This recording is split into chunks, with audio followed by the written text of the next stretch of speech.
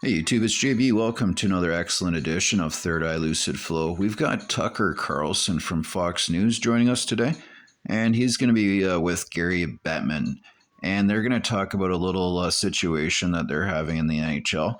Currently, 97% of the NHL is white hockey players, so that's the highest among any professional sport currently. And it seems to me it's social economic issue as one of the factors, as well as environment, because not a lot of people in the southern United States are up for playing ice cold hockey sports up in Canada, right? Nor do they have the climate to enjoy winter sports like we do out here in Canada, obviously, with the weather. So let's see what Tucker has to say here today. So, of all professional sports, the NHL, hockey probably has the most conservative fan base. And owners.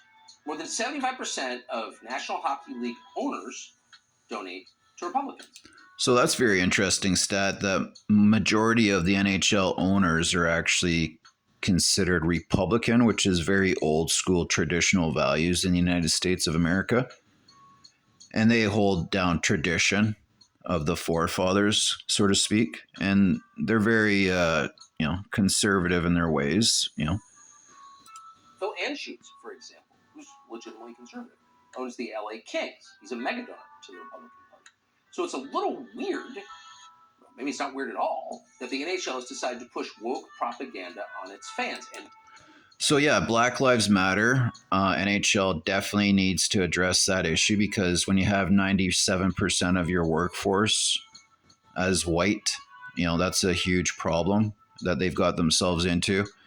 And the other agenda on the woke movement is the rainbow hockey stick now.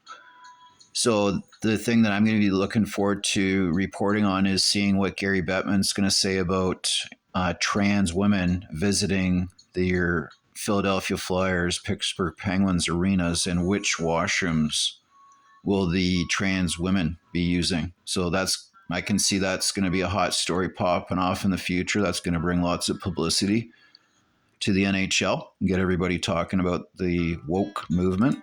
And boy, is it. Gary Bettman, the commissioner of the NHL and league vice president Kim Davis, now say they want fewer white people playing hockey. Yeah, I can see why at 97%, big problem. What does progress look like to both of you?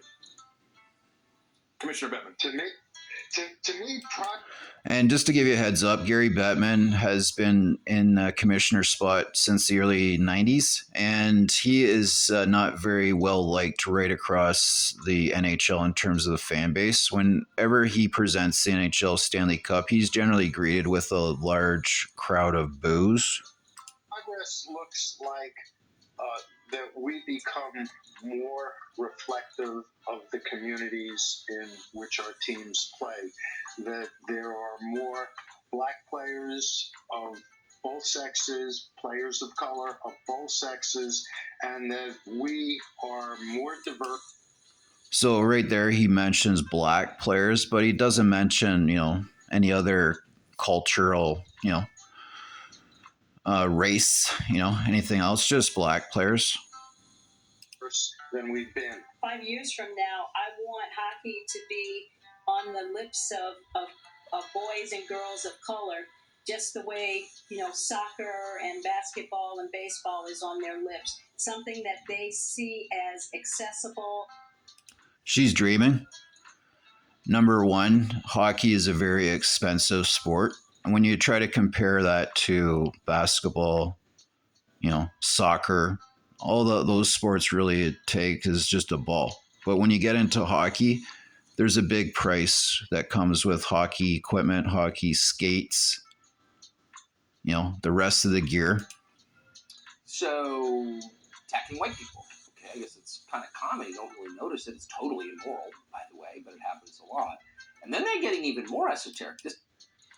So with that being said, like I said, the issue in the NHL is definitely predominant at this point. So they're trying to address that immediately.